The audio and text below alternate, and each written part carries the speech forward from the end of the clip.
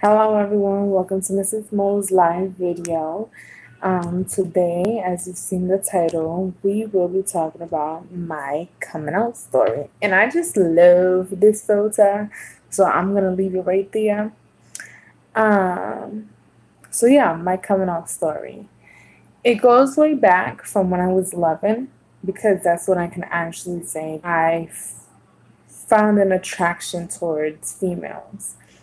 Um, or maybe sooner than that, because I remember like in my, well, no, because middle school starts in sixth grade, and in my town, the way our one of our elementary schools, they go up to sixth grade. I got kicked out of elementary school. That's for a whole nother story time. So stay tuned, subscribe if you want to know about why I got kicked out of elementary school and sent straight over to middle school.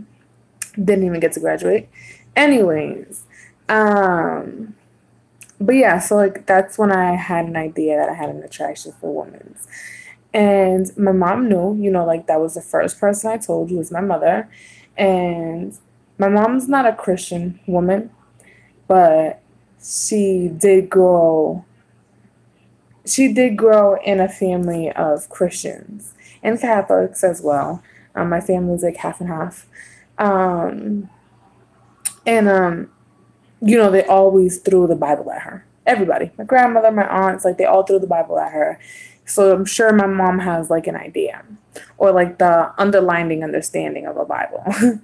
But basically, her response to me was the normal response that back in the day you would hear more often. And that was just, oh, Monica, like it's not okay to be gay. It's not okay to like other women. It's not okay to like the same sex. Like you can go to hell for that. God says it's not okay. The Bible says it's not okay. So do me a favor and like just don't bring that around me. She's like, I'm not judging you. I don't hate you. Like I love you. You're my child, but it's not okay. That was just simply what my mom said, and then she's like, and my response to that was basically like, oh, mom, like, don't worry. I just find these girls attractive. Like, I can't ever see myself with the female. I can't ever see myself like that. That was my 11-year-old response. Um, and then from there, it was never really ever spoken about again because I never really officially had relationships. Um, I never really had relationships with girls. Most of my relationships that my family know about always been with men. So I'm bisexual, and I already knew that my dad, like he was definitely like he don't go to church and he's not about he don't believe that you have to follow God through his church or going to visit him. He believes that as long as you follow his word, the Bible itself, then you're okay with God. And I knew that about my dad. So basically, like, I didn't tell him, like, it just never crossed my mind to be like, hey, dad, like, I like girls. Nah. So at 12, I had like my first little fling of a girlfriend. Then again at 13, I was in a group home and I had another girlfriend, another fling, whatever you want to call it. Then from there, once I got out the group home, I lived with my mother. And at that time, I was like an eighth grader in middle school. And I was receiving more attention. And at the time, I wasn't sure if it was good or bad. I'm just like, because not to gas myself up or anything, because I ain't the most gorgeous girl out there. But I do think I'm very attractive. I do think I'm a beautiful young lady. And at the time, I thought that as well. And I used to, like, think that these girls, like, hated on me. I'm like, oh my God, like, why do they hate me? And come to find out, it's just like they didn't hate me. They actually found me attractive. They actually liked me. And they just didn't know how to tell me that they liked me. Um, and then right before I met my husband when I was 16. So at like 15 years old, I had my first real official girlfriend. I can't say she wasn't, because she was. And the crazy part about it was that she was in a relationship with a man. So she was bisexual as well. And she was like, oh, like, I've always wanted it to be with you, but like, I've never been able to tell you. And she was like, basically, if you want to be with me, you got to be with my boyfriend as well. And I said, screw it, because this is the only other girl that's actually taking her time right now at this very moment to give me some attention.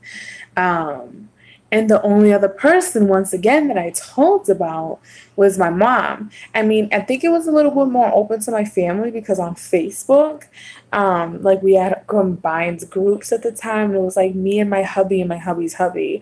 And, so that was definitely like public. People was able to see that. I don't know if anybody did or if they just didn't care, but they did.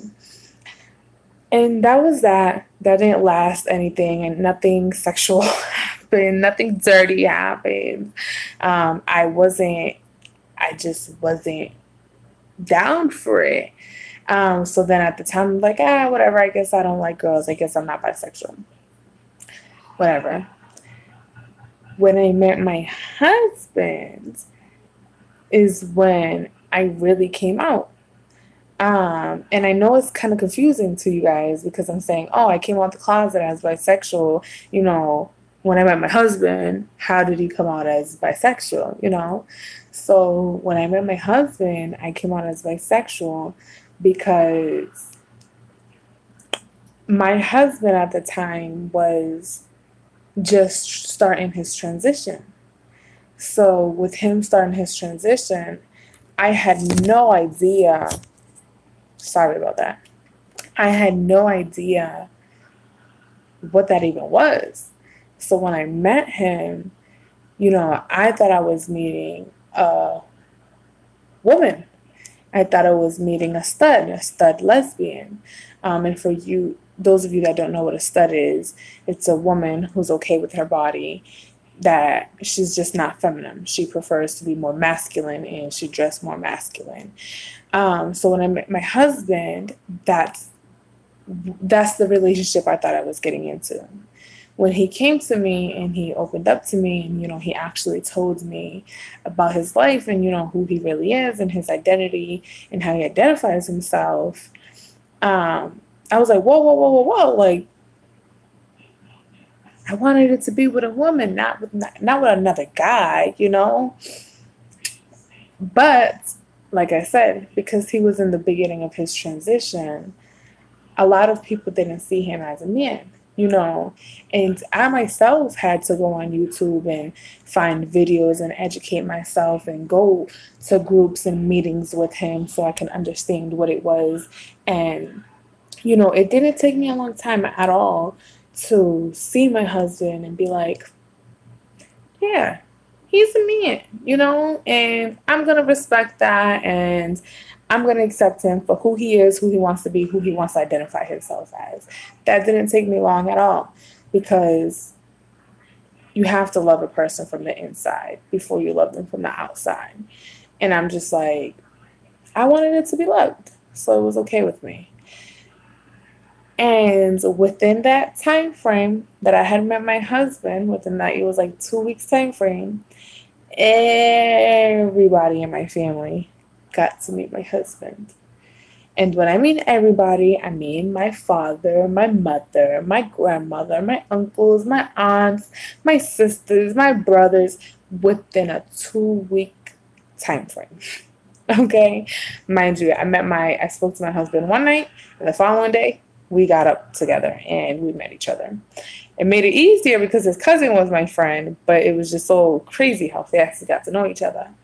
And basically, it shocked the hell out of everyone, because they're just like, they seen him visually and they're just like, oh, that's a woman. Like, she's just dressed masculine. Like, she's trying to be a man, like that's what everybody in my family seen. Nobody understood. So when my mom asked me, I guess she didn't really care, she just was like trying to educate herself. When it came to my dad. Now that's when I'm like, oh my God, my dad finally knows that I am attracted to women as well. And he was like, I took my husband, who was my boyfriend at the time, clothes shopping with me and my dad. And my dad was like, oh, like, who's this? And I was like, hey, dad, like, this is my boyfriend, Antonio. And when Antonio got out the car after dropping us back off, my dad was like, hey, can I ask you a question? I was just like, yeah, sure. That's a woman, right? And I'm just like, no, dad, like, that's a man. And he was just like, no, Monica, like, that's a woman. Like chest and all, that's a woman. And, me, because I already grew accustomed to it and I'm already, trying to have more respect and understanding for my boyfriend at the time, I'm like, no, dad, so-and-so, this is what it is. He's a trans man, he's a this, he's a that, he identifies like this, and this is just what it is. He didn't really have nothing to say. And that's really my coming out story. Like, my grandmother, like, they all just had the same reaction. They never, like, came up to me, approached me, and was like, oh my God, Monica, you're gay, and I never knew that you was gay. Like, no, because I have a gay cousin who came out before me. So it kind of made it a little bit easier for me because I already knew what my family was going to say or not say. It was more of like my parents and my grandmother. I didn't know what their reaction was going to be. And most importantly, my father, So when I got married to my husband now, my father was there. My father gave me away. My father shook hands with my husband and he told my husband, hey, like, just make my daughter happy. Like, that's all I ask of you.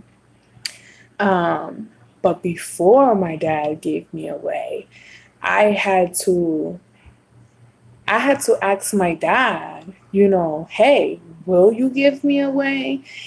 Is it okay that I ask you to come to my wedding, whether you agree or don't agree? Like, you are my father. I would love for you to be there. And that's when I actually heard it from him. That's when I actually heard him say, hey, like, are you sure you want to do this? I know you've been with this person for so many years already. And I think at the time I was like 2.5 years already before I got married. So I understand that you care for that person. But in the Bible, and that's when I got the bomb dropped on me from my dad. And that's when I'm like, okay, so he knows that I'm bisexual, and I'm okay with that. And I'm so proud of myself that I was able to write him back. It hurt, don't get me wrong. Certain things hurt me that he said. But I was able to write him back and be like, no, Dad, like, I just want you to be present in my life. I want you to be present in my wedding. I want you to accept my marriage, as any other marriage, because it is, especially according to the law, like, it definitely is. And I'm just like, I heard, and I know the word. I've gone to church. My mother-in-law was a Christian Pentecostal woman. She's brought me to church, and we've dealt with a whole lot. I myself coming out to her, in her family as I'm your child's partner as well, and that was a lot. So I told my dad, I was like, listen, like, I conversated with his mom about church, and, I've spoken to pastors, and I have seen YouTube videos about this, and I've made a clear decision, and I'm just like, God will love me for my heart and my soul. If I don't get a passage to the kingdom, then that's just something that I will have to accept when that time comes. And right now I'm accepting that I'm happy, I'm in love, and I want to be married with this individual, no matter how they identify themselves. And my dad, he was like, okay. And he came and he was there at my wedding. The only person that was not there at my wedding Well, a lot of people went at my wedding. I had a very small wedding, but like important people. My grandmother didn't come, his mother didn't come. And that's because they're both very strong Pentecostal women and they really believe that it's very wrong. Um, but like both my grandmother and my mother in law, they have never put my relationship down. They have never said that my relationship doesn't mean anything, or that I shouldn't fight for my relationship, or that we shouldn't have respect for one another. So I was okay with that, you know, and as long as everybody respected me and still loved me for me, you know, because I am a great person, then I was okay with you knowing that I was gay, lesbian, pansexual, like whatever I identified myself as, I was okay with that. And that was practically my coming out story, and it was very shocking to a lot of people, but not so shocking to some, you know. And I really just didn't care. Um, I was just so open and free and just so comfortable. And if you felt a certain way, I just didn't care, you know. Um, so that's my coming out story, and I hope that with me telling you my story, it's not anything fancy, but that there is someone out there that can relate to my story and can be like, hey, I'm going to be as strong as Mo, because I shouldn't give a F what anybody says, who I date, who I talk to, who I see, who I have intercourse with. That is nobody's business, especially at a certain age. You know, after 18, especially if you're not living with your parents, but in general, after 18, can nobody tell you who you are as an individual? And if they do, and you listen to them, trust and believe, I know that you're not happy with the way you're living your life.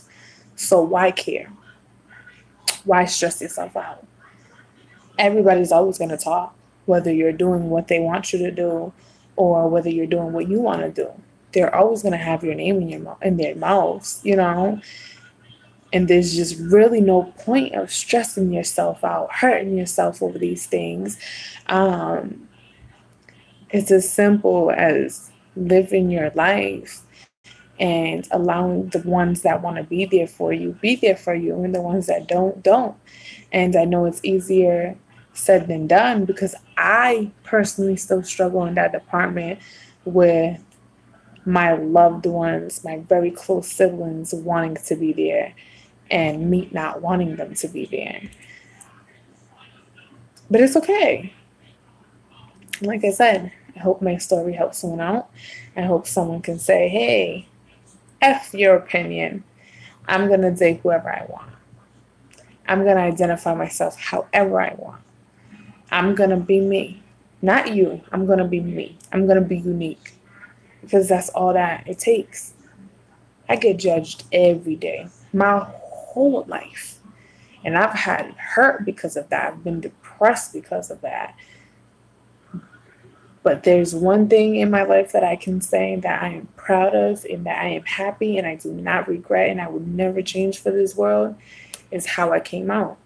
And how I came out, and basically how I never changed or felt like I needed to change how I identify myself, who I wanted it to be with, just because someone else seen it wrong.